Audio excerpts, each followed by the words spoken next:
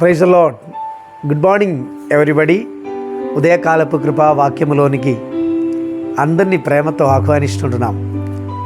జీవం కలిగిన దేవుని యొక్క మహాకృప మనం ఈ ఉదయమున ఈ విధముగా దేవుని స్తుతించుటకు దేవుడు కృప అనుగ్రహించినందుకు దేవునికి స్తోత్రం చెల్లిస్తుంటున్నా. మీకు అందరికీ ప్రభు ధారాళమైన తన కృపను అనుగ్రహించునుగాక. ఈ దినమందు పరిశుద్ధాత్మ దేవుడు మనతో మాట్లాడడానికి సమర్థుడమైన దేవుడవై ఉంటున్నాడు. బలహీనలను బలపరచుచున్నా, ధైర్యం చెడిపోయిన వారిని ధైర్యపరచుచున్నా, జీవం కలిగిన దేవుని యొక్క వచనం మనం కొంతసేపు సమయం ధ్యానం చేయపోగుచుంటున్నాం. కీర్తన పుస్తకం 20వ అధ్యాయం కానీ మొదటి వచనం, ఆపత్కాలమున యెహోవా నీకు ఉత్తరమిచ్చునుగాక, యాకోబు దేవుని నామం నిన్ను హెచ్చించునుగాక. ఆపత్కాలమందు యెహోవా నీకు ఉత్తరమిచ్చునుగాక. మానవుని జీవితంలో ఆపదలు కలుగుచున్నప్పుడు, ఇబ్బందులు ఇరుకాటములు కలుగుచున్నప్పుడు సహాయపడుచున్నటువంటి ఏక మిత్రుడు ప్రభు మాత్రమే. భయం కావచ్చు, దిగులు కావచ్చు, అనారోగ్యములు కావచ్చు, అప్పుల బాధలు కావచ్చు, ఎటువంటి సమస్యలైనను వాటి మధ్యలో సహాయకుడవైన ప్రభు ఉన్నాడు. ఈ ఉదయం ఆ ప్రభుతో కూడా మనం నిలబడుచున్నాం. నీ ఒక ఆపదలలో ఉన్నావా? ఎలా ముందుకెళ్లాలో తెలియక, అడుగు వెయ్యక కలవరపరచబడుతున్న స్థితిలో ఉన్నావా? ప్రభు నీకు సహాయకుడవై ఉన్నాడు. ఆయన అంటున్నాడు, నీకు ఉత్తరం ఇచ్చుచున్నటువంటి దేవుడవై, జవాబిచ్చుచున్న దేవుడవై నేనున్నాను. నా ప్రియమిత్రమా, కలవరపడవద్దు, దిగులు చెందవద్దు. నీవు వెళ్ళుచున్న ప్రతి త్రోవ ఆ దేవునికి స్పష్టముగా తెలుసు. నీవు కలిగి ఉన్న బాధలన్నీ ఆ ప్రభుకు తెలుసు. ఆయన నీ ప్రార్థనలన్నీ ఆలకించుచున్నారు. కానీ నీ ప్రార్థనలు అంగీకరించే దేవుడవు. అంగీకరింపబడుచున్న ప్రార్థనలకు జవాబిస్తాడు. నిరాశ చెందవద్దు. దేవుని వాక్యం మిమ్మల్ని బలపరచబోతుంది. షరెఫత్ అనే ఒక ఊరిలో విధవరాలైనటువంటి ఒక స్త్రీ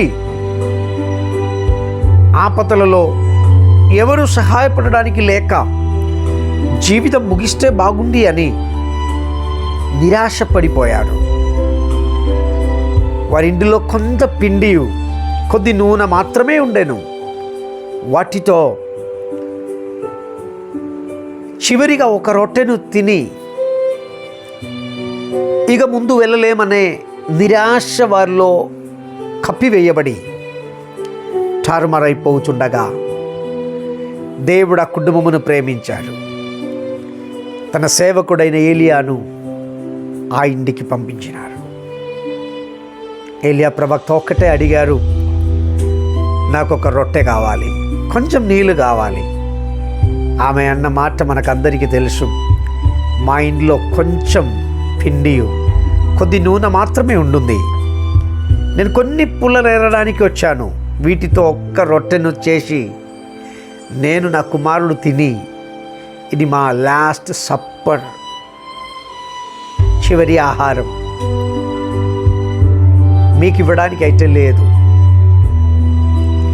నీకు ఇవ్వడానికి అయితే లేదు అని చెప్పుచుండగా సేవకుడు అన్నాడు, లేదండి, మొదటిగా చేయుచున్న ఒక చిన్న రొట్టె నీ సేవకుడైన దేవుని సేవకుడైన నాకు తీసుకొచ్చిన ఎడల నీ ఇంటిలో కరువును తొలగించే దేవుడు ప్రసాదింపచేస్తాడు. ఆ ఊరిలో ధన సమృద్ధి కలిగిన వారు లేక కాదు, ఆస్తిపాస్తులు లేనివారు లేక కాదు, ఉన్నవాళ్ళు చాలామంది ఉన్నప్పటికీ హృదయం విప్పి దేవుని సన్నిధానంలో ప్రార్థించుచున్నా, ఎవరు సహాయపడడానికి లేక దూషింపబడుచున్నా, నిందింపబడుచున్న సహోదరి యొక్క ప్రార్థనను దేవుడు ఆలకించినాడు. దేవుడు వాటిని అంగీకరించినాడు. నిస్సహాయ స్థితి ఎప్పుడైతే మనం దేవునికి చెప్పగలమో ప్రభు సహాయపడతాడు. మానుషికమైన సహాయం కొద్ది దినములు మాత్రమే ఉంటుంది. తర్వాత వారు నీకు సహాయం చేశాడు అని బ్రతుకు దినమంతా చెప్పుకుంటూ తిరుగుతారు. అవునమ్మా, అవునయ్యా, నీకొక్క సహాయం ఏ మనిషి చేసినా నీవు సచ్చేదాకా లేదా వారు సచ్చేదాకా అది పదే పదే రిపీట్ అవుతూ ఉంటుంది. నేనే నీకు ఇది ఇచ్చాను, నేనే నిన్ను ఈ నెలకు తీసుకొచ్చాను, నేనే నీకు ఇది ఇచ్చాను, నేను నీకు సహాయపడ్డాను, అదన్నీ మర్చిపోయావా? నేనే నిన్ను ఎదిగింపచేశాను, నేనే నిన్ను చదివిపించాను, నేనే నీకు వస్త్రం ఇచ్చాను, నేనే నీకు ఆహారం ఇచ్చాను, నేనే నీకు అన్నీ ఇచ్చాను. భూమిలో వారు ఉన్నంతకాలం పలుకుతుంటారు. కానీ దేవుడు అన్నాడు, నీకు అది చెప్పడు, నీవు చెప్పాలి. నాకన్నీ ఇచ్చినది నా దేవుడే. దేవుడే నన్ను ఇంతవరకు నడిపించాడు, దేవుడే నా స్థితిని మార్చాడు, దేవుడే నాకు ఉద్యోగం ఇచ్చాడు, దేవుడే నా చదువును దీవించాడు. చెప్పగలమా? దేవుడు నిశ్చయముగా నిన్ను ప్రేమిస్తున్నాడయ్యా. ఇటేకాల సమయం ఆపత్కాలమున యెహోవా నీకు ఉత్తరమిచ్చునుగాక. యాకోబు దేవుని నామం నిన్ను హెచ్చించునుగాక. ఆ విధవరాలైనటువంటి స్త్రీ యొక్క కుటుంబం ఎలా హెచ్చింపబడ్డారో, నిందించిన వారందరూ, దూషించిన వారందరూ, అపవాదం పలికిన వారందరూ ఆ ఇల్లు ద్వారా పోషింపబడ్డారు. ఈ ఉదయమున నా ప్రియమిత్రమా, నీ నిందలు అనుభవించుచున్నట్లయితే, నీ బాధపడుచున్నట్లయితే, నీ వేదన పడుచున్నట్లయితే, ఏ విషయములలో దేవుని విషయమై ఆరాధనకి వెళ్ళకూడదు, ప్రార్థన చేయొద్దు, ఆ దేవుడు కులం తక్కువ దేవుడు నీకొద్దు అని చెప్పి నిన్ను వేధిస్తుండగా నీ చెప్పాలి, ఆకాశమును భూమిని సముద్రమును నిర్మించిన నాకు ప్రాణం పోసిన దేవుని నేను వెంబడించుచున్నాడు. సత్యం ఎరిగి సత్యం నన్ను స్వతంత్రులుగా మార్చాడు. ఆ వచనం నీ హృదయంలోనికి రావాలి. ఆ దేవుని కొరకు నీవు ఈ ఉదయకాల సమయం స్థిరమైన బుద్ధి కలవారై నిలబడగలిగినట్లయితే ప్రభు నీకు సహాయకుడవై తోడుగా నిలబడతాడు. నీ ఎదుగుదలలో ఇష్టపడేవారు, సంతోషించేవారు 100లో 1% కూడా ఉండకపోవచ్చు. కానీ నా ప్రియమిత్రమా, దేవుడు నీకు సహాయకుడవై ఉన్నాడు. ఆయన నిన్ను ప్రేమిస్తున్నాడు. ఆయన నీ ప్రక్కన నీకు కావలిగా ఉన్నాడు. ఆయన చెప్పుచున్నాడు, నీ ప్రక్కన 1000 మంది పడినను, కుడి ప్రక్కన 10,000 మంది కూలినను అపాయం నీ వద్దకు రాదు. మానుషికమైన స్వరం కాదు, దేవుని స్వరం నీ వినాలి. అదెలా వినాలి? వచనం చదవాలి. వచనం ఏమంటుంది? నేను నీకు కావలిగా ఉన్నాను, నేను నీకు సహాయకుడవై ఉన్నాడు. ఆపత్కాలమున నమ్మటగిన సహాయకుడవు ఎవరున్నారు అంటే దేవుడే. దేవుడే. ప్రియమిత్రమా, నీ ఎగ్జామ్లో దిగులు పడుచున్నావా?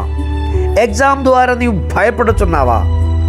ఎగ్జామ్ అంటే నీకు కలవరమా? మనకు తెలుసు, ఇదన్నీ ఫైనల్ ఎగ్జామ్ కొరకు ప్రిపేర్ అవుతున్నటువంటి సమయం కదా. దేవుని సన్నిధానంలో నీ హృదయం సమర్పించండి.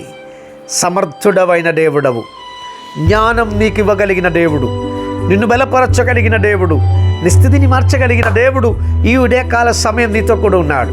ఉద్యోగంలో కావచ్చు, వ్యాపారంలో కావచ్చు, కుటుంబ జీవితంలో కావచ్చు, నీ ప్రయాణములలో కావచ్చు, దేవుని ప్రేమ కొరకు నీవు నిన్ను సమర్పించిన ఎడలా అద్భుతం నీ జీవితంలో దేవుడు చేస్తాడు. ప్రభు మనకు సహాయకుడవై ఉన్నారు.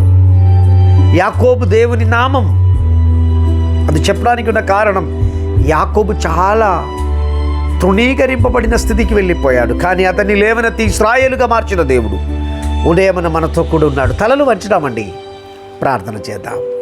మమ్మల్ని మిక్కిలిగా ప్రేమించుచున్న మా ప్రియ పరలోకపు తండ్రి, వేదనలో, నిరాశలో, తృణీకరణములో వెలివేయబడుచున్న స్థితిలో నాతో కూడా ప్రార్థించుచున్న, బాధపడుచి వేదనతో కన్నీళ్లు విడిచి ప్రార్థించుచున్న ఈ ప్రజల కొరకు దేవాన్ని కరిగరం చూపించండి. వారి స్థితిగతులను మార్చు ప్రభువా. వారి రాకపోకడలోనూ దేవ, వారి ప్రయాణములలో, వారి ఉద్యోగ రంగములో, కుటుంబ జీవిత వ్యవస్థలో, వ్యాపారములలో, చదువులో, కెరీర్ అంతటిలో నీ సాన్నిధ్యం తోడుగా ఉండి నడిపించండి. నిరాశను వారికి దూరపరచండి. ప్రత్యాశ కలిగిన వారై, నిరీక్షణ కలిగిన వారై ప్రభులో వారు ఆనందించుటకు సహాయం చేయి దేవా. నీవు మా కొరకు బలిగా అర్పింపబడిన దేవుడవు.